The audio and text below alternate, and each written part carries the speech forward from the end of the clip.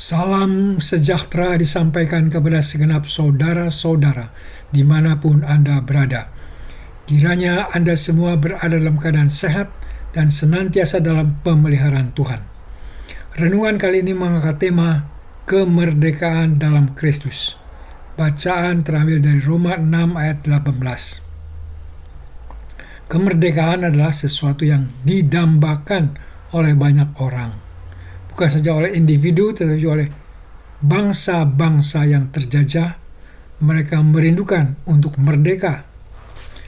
Demikian pula kalau secara individu ada orang yang terlilit hutang atau berada di bawah tekanan akan berusaha membebaskan diri. Dalam dunia yang penuh dengan belenggu dan ikatan, kemerdekaan menjadi tema yang sangat relevan. Seorang ahli biologi Australia bernama Jeremy Griffith menulis buku berjudul Freedom, The End of the Human Condition, yang membahas kebebasan atau kemerdekaan dari perspektif psikologis. Alkitab mempunyai gambaran lain dari buku tersebut tentang penjajahan dalam diri manusia dan kemerdekaan yang ditawarkan untuk membebaskan manusia dalam renungan kali ini kita akan mendalami apa arti penjajahan dan kemerdekaan dalam diri manusia dalam terang firman Tuhan. Kutipan ayat yang kita baca mengatakan, setelah kamu merdeka dari dosa, kamu menjadi hamba kebenaran.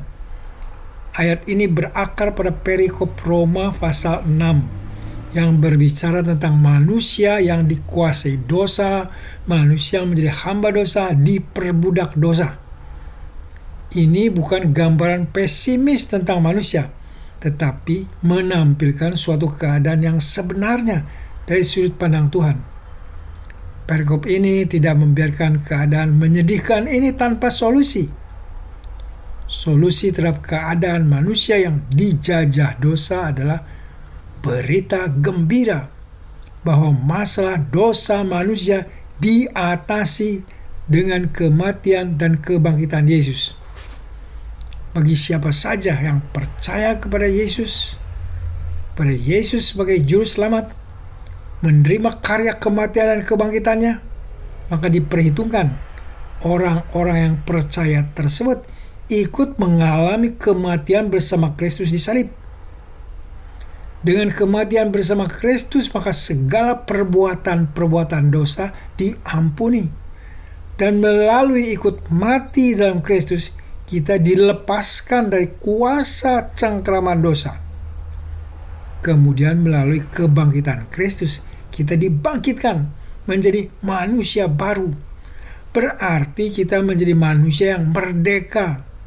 Kita bukan lagi hamba atau budak dosa, tapi sekarang menjadi hamba Kristus atau hamba kebenaran. Untuk apa? Untuk melakukan apa yang benar, untuk melakukan apa yang berkenan kepada Tuhan. Berkat sukacitanya di Roma 6 ayat 18 mengatakan, kamu telah dimerdekakan, kamu menjadi orang merdeka.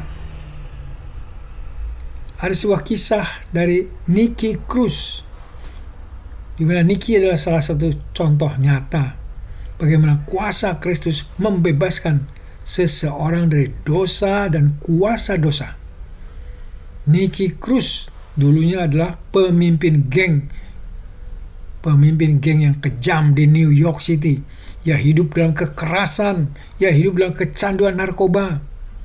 Namun perjumpaannya dengan seorang pendeta bernama David Wilkerson mengubah hidupnya secara drastis. Melalui kasih Kristus yang disampaikan oleh Wilkerson, Nicky mengalami pertobatan yang radikal. Ia disembuhkan dari kecanduannya dan kemudian menjadi seorang pendeta setelah bertobat, di mana ia kemudian melayani banyak orang-orang yang terpinggirkan, yang tersingkirkan, yang menjadi musuh masyarakat. Kisah ini menunjukkan bahwa tidak ada yang terlalu rusak atau terikat dosa sehingga tidak dapat dibebaskan oleh kuasa Yesus Kristus.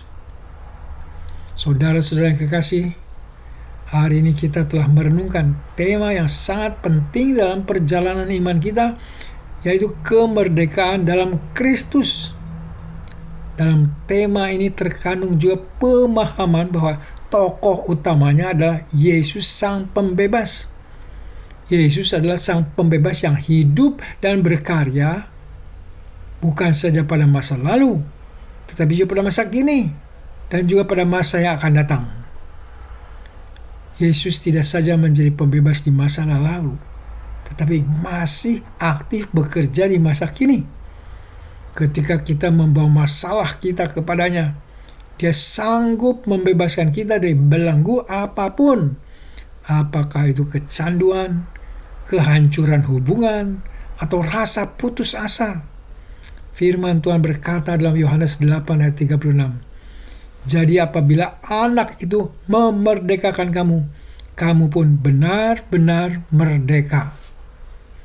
Roh Kudus mau mengingatkan kita bahwa tidak ada masalah yang terlalu besar bagi Yesus untuk memulihkan. Jika ada seseorang yang sedang bergumul, jika ada di antara para pendengar yang sedang bergumul saat ini, datanglah di tempat di mana Anda berada. Carilah Yesus. Datanglah kepada Yesus di dalam doa, karena Dialah Sang Pembebas yang penuh kasih yang mengasihi Anda. Ketika kita mengalami kekhawatiran, Yesus hadir sebagai pembebas yang memerdekakan kita. Memerdekakan kita dari kecemasan.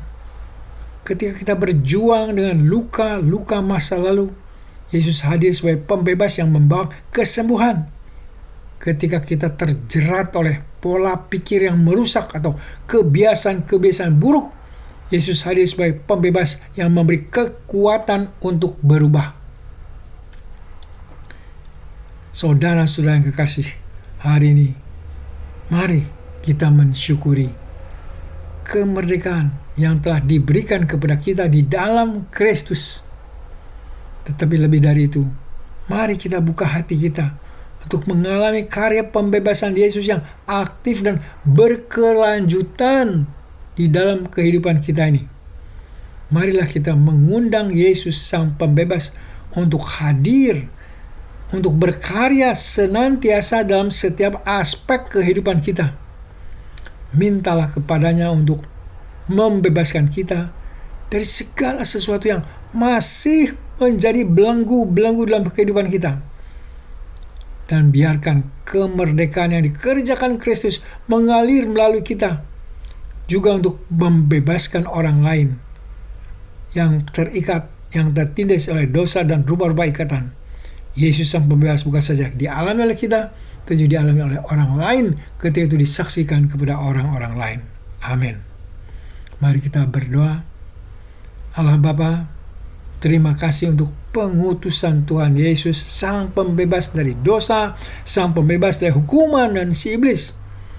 Terima kasih Tuhan Yesus, Engkau Sang Pembebas yang masih bekerja sampai sekarang ini.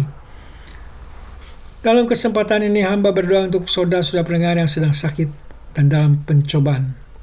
Beri belas kasihan-Mu dan menyembuhkan mereka dari penyakit yang dideritanya, dan beri kemenangan bagi mereka yang sedang dalam pencobaan.